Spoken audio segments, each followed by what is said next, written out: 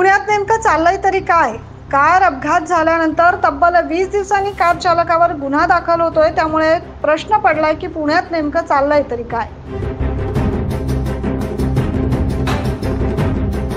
पुण्यातील वाकड पुलाच्या बसस्थानकाजवळ 23 मे रोजी सायंकाळी अल्पवयीन मुलीला धडक देणाऱ्या कार चालकावर हिंजवाडी पोलिसांनी गुन्हा दाखल केला। विशेष म्हणजे घटनेच्या 20 दिवसानंतर गुन्हा दाखल करण्यात आलाय।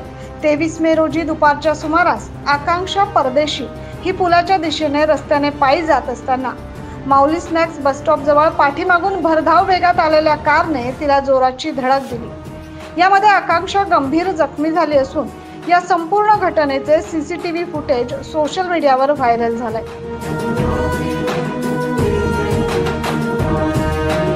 हिंजवाडी पोलिसांनी कार चालक तुषार नेमाडे याच्या विरुद्ध गुन्हा दाखल केलाय।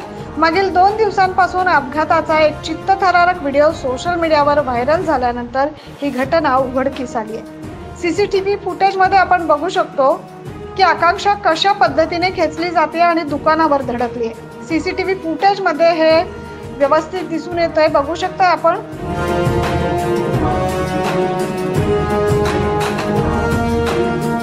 पुण्यात नुकत्याच झालेला पोर्शे कार अपघाताच्या पार्श्वभूमीवरच किंवा त्याच पद्धतीची ही घटना घडली आहे। त्यामुळे तब्बल 20 दिवसानंतर ही घटना उघडकीस आल्यानंतर चालकावर गुन्हा दाखल झालाय असं बोललं जात आहे। म्हणूनच पुणेकरांना आणि इतर सगळ्यांना देखील प्रश्न पडला की पुण्यात नेमकं चाललंय तरी काय?